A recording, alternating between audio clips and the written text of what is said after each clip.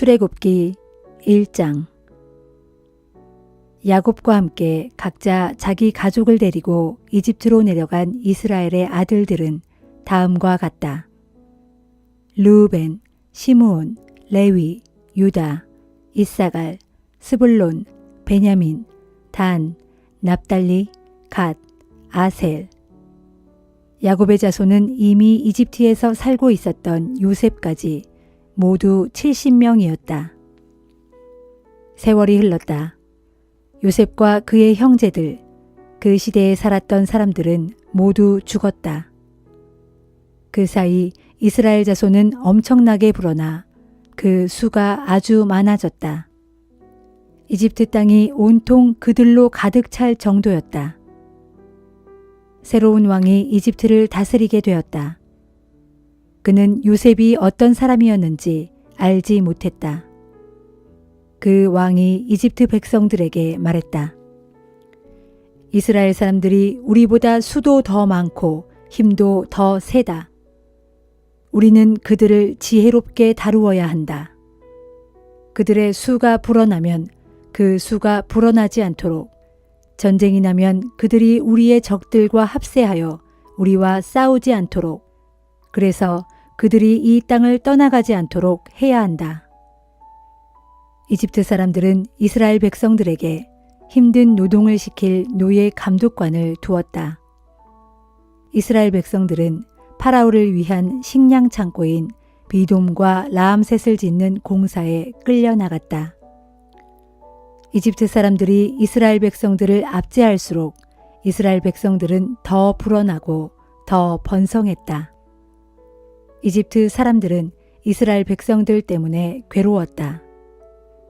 이집트 사람들은 이스라엘 백성들을 혹독하게 부렸다.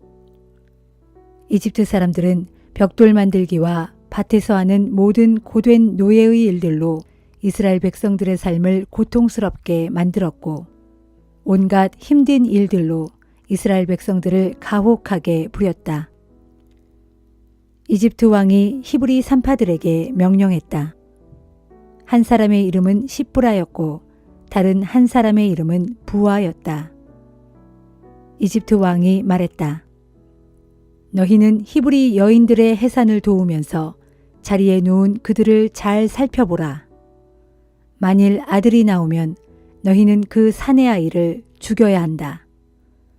만일 딸이 나오면 너희는 그 계집 아이를 살려주라. 히브리 산파들은 하나님이 두려웠다.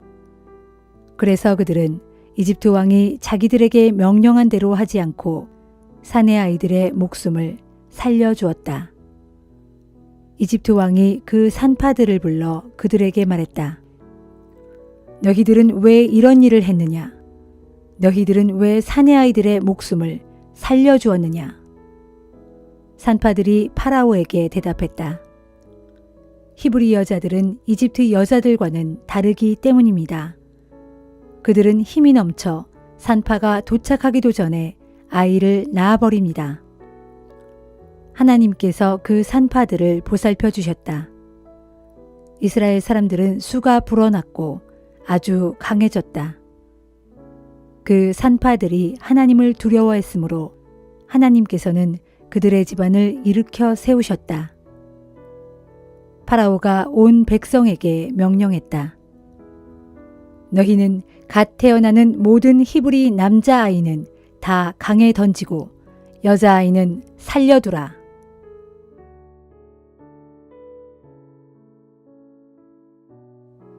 누가복음 4장. 예수께서 성령으로 충만해져 요단강에서 돌아오셨다. 그런 후 성령에 이끌려 광야로 가셨다. 거기서 예수께서는 40일 동안 마귀에게 시험을 받으셨다. 그동안 아무것도 잡수시지 않았기 때문에 예수께서 몹시 시장하셨다. 그때 마귀가 예수께 말했다. 만일 네가 하나님의 아들이라면 이 돌더러 빵이 되라고 말해보아라. 예수께서 마귀에게 대답하셨다. 성경에 기록되어 있기를 사람이 빵으로만 사는 것이 아니다 라고 하였다. 이번에는 마귀가 예수를 높은 곳으로 데리고 올라가 순식간에 세상의 모든 나라들을 보여주며 말했다. 내가 너에게 저 모든 나라들을 다스리는 권세와 영화를 주겠다. 세상을 다스릴 권세는 나에게 속하여 있기 때문에 내가 원하면 누구에게나 줄 수 있다. 자, 나에게 경배하여라. 그렇게 한다면 그 모든 것들이 다 너의 것이 될 것이다. 예수께서 마귀에게 말씀하셨다. 성경에 기록되어 있기를 주 너의 하나님을 경배하고 오직 그분만을 섬기라 하였다. 마지막으로 마귀는 예수를 데리고 성전 꼭대기로 올라가서 말했다. 만일 네가 하나님의 아들이거든 여기서 한번 뛰어내려 보아라. 성경에 기록되어 있기를 하나님께서 너를 위해 천사들에게 명하여 너를 보호하실 것이니 천사들이 손으로 너를 떠받쳐 너의 발이 돌에 부딪히지 않게 할 것이다 라고 하였지 않느냐. 예수께서 마귀에게 대답하셨다. 성경에는 기록되어 있기를 주 너의 하나님을 시험하지 말라 하였다.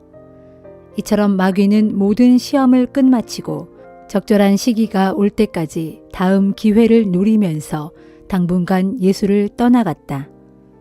예수께서 성령의 능력이 충만해져서 갈릴리로 돌아오셨다. 예수의 소문이 이내 갈릴리 지방에 두루 퍼져나갔다. 예수께서는 갈릴리 지방의 여러 회당에서 가르치셨고 가르침을 받는 사람들마다 모두 예수를 칭송하였다. 예수께서 자신이 자라난 고향 나사렛 마을로 가셨다. 안식일이 되자 예수께서는 늘 하던 대로 회당에 가셨고 거기서 성경을 읽으려고 자리에서 일어나셨다. 예언자 이사야의 두루마리를 건네받아든 예수께서는 두루마리를 펼치고 읽어내려 가셨다. 주의 영이 나에게 임하셨으니 그것은 가난한 자들에게 복음을 전하게 하시려고 주께서 내게 기름을 부으셨기 때문이다. 주께서는 나를 보내셔서 포로로 붙잡힌 이들에게는 자유를 선포하게 하셨고 앞을 못 보는 이들에게는 눈을 뜨게 해서 다시 보게 하셨다. 또 억눌린 사람들은 다 풀어주게 하셨고 주께서 은혜 베푸실 때를 사람들에게 널리 선포하게 하셨다. 이 말씀을 읽으신 후 예수께서는 두루마리를 말아 시중 드는 사람에게 돌려주시고 자리에 앉으셨다. 회당에 모인 사람들의 시선이 모두 예수께로 쏠렸다. 예수께서 그들에게 말씀하셨다. 오늘 이 성경 말씀이 다 이루어졌습니다. 그러자 모든 사람들이 감탄하고 예수의 입에서 나오는 은혜로운 말씀에 놀라면서 저 사람은 본래 요셉의 아들이 아닌가 하고 수군거렸다.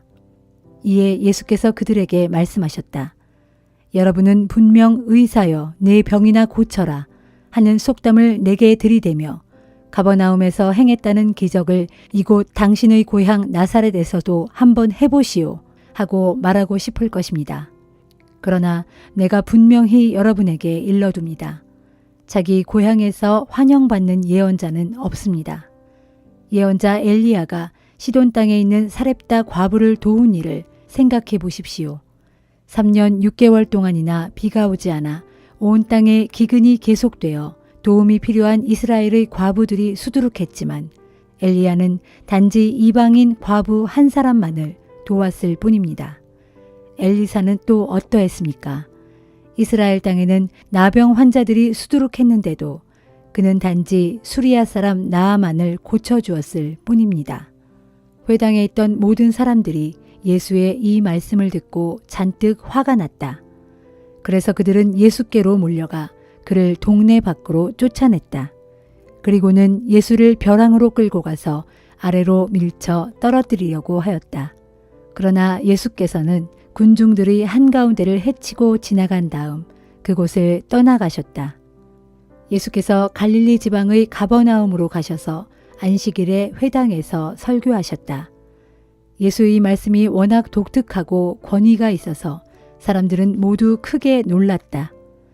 그때 악한 귀신 들린 사람 하나가 회당에 있다가 예수를 향해 큰 소리로 외쳤다. 아, 나사렛 예수여, 당신은 우리에게 무엇을 원하십니까? 우리를 멸하려고 오셨습니까?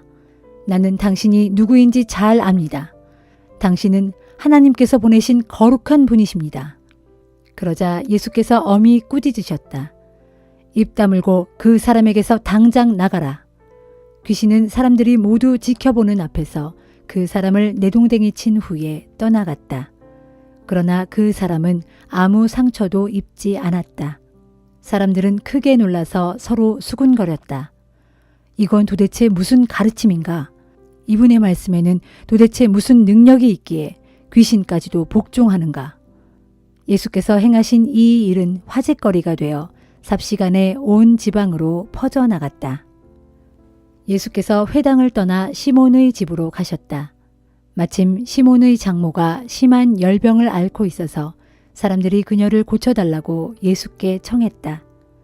예수께서 그 부인을 굽어보신 후 열병을 꾸짖자 즉시 병이 나았다. 시몬의 장모는 자리에서 일어나 그들을 위해 시중을 들었다. 날이 저물자 마을 사람들은 온갖 병자들을 예수께 데려왔다. 예수께서 각양 병자들에게 일일이 손을 얹어 그들의 병을 고쳐주셨다. 특히 귀신 들린 사람들도 모두 고침을 받았다.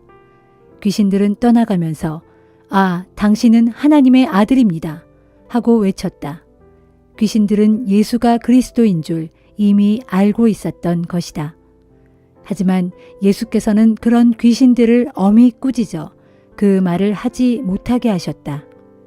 날이 밝자 예수께서는 홀로 한적한 곳으로 가셨다.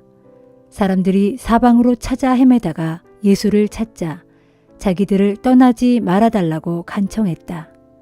예수께서 말씀하셨다. 나는 다른 마을에서도 하나님 나라의 복음을 전해야 합니다.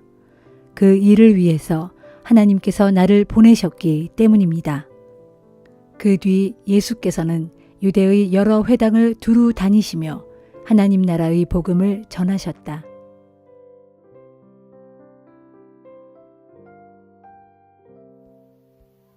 욥기 18장. 욥의 말이 끝나자 수아 사람 빌닷이 욥에게 말했다. 도대체 자네는 언제까지 그렇게 입을 놀릴 참인가? 상황이 어떻게 돌아가는지 제발 정신 차리고 분별을 좀 하게.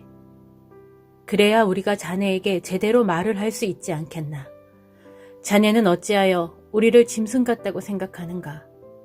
자네 눈에는 우리가 그렇게 어리석어 보이는가? 화가 나서 자기 자신을 스스로 갈기갈기 찢는 사람아, 자네가 그런다고 해서 땅이 황무지가 되겠으며 바위가 끄떡이라도 할성 싶은가? 못된 짓 하는 악인의 빛은 결국 꺼질 것이고 그 불꽃은 이내 사그라질 것이네. 그런 사람의 집안에서는 빛도 어두워지고 등불도 결국 꺼지고야 말 걸세. 그의 힘찬 발걸음도 얼마 가지 못해 쇠약해져서 비틀거릴 것이고 또 자신이 짜낸 꾀에 자기 스스로가 걸려들게 될 걸세. 자기가 쳐놓은 그물에 자기 스스로 걸려 넘어지게 되고 자기가 파놓은 구덩이에 자기 스스로 빠져들게 될 걸세. 결국 그의 발꿈치는 덫에 걸리고 그의 몸은 올가미에 단단히 얽히고 말겠지. 그를 잡으려고 땅 위 어딘가에 올가미가 숨겨져 있을 것이고 길 어딘가에 덫이 놓여 있을 걸세. 사방에서 공포가 그를 덮치고 또 그림자처럼 계속 따라다닐 것이므로 그는 언제나 쫓기듯 허둥지둥할 걸세. 그래서 악인은 굶주림에 시달려 기력이 쇠약해질 것이므로 오직 재앙만이 그를 기다리고 있을 뿐이네. 그의 살갗은 썩어 문드러져 가고 마침내 죽음의 사자가 그의 팔다리를 집어 삼킬 걸세. 의지하며 살던 자기 집에서도 쫓겨나 공포의 대왕 앞으로 끌려가는 신세가 될 것이네. 그러면 낯선 자들이 그 사람의 집에 들어가 살게 될 것이고 그 사람이 사는 집에는 유황이 뿌려질 걸세. 아래에서는 그의 삶의 뿌리가 메말라가고 위에서는 가지가 시들어갈 거네.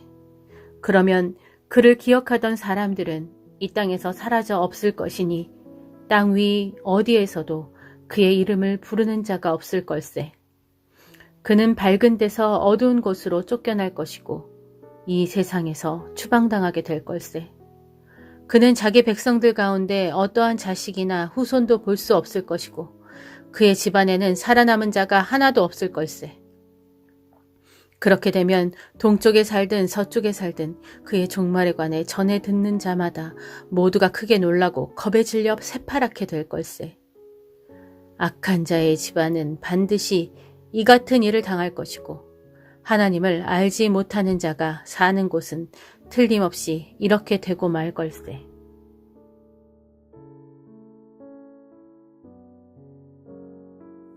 고린도전서 5장. 여러분 가운데 성적인 문란 행위가 있다는 이야기를 들었습니다.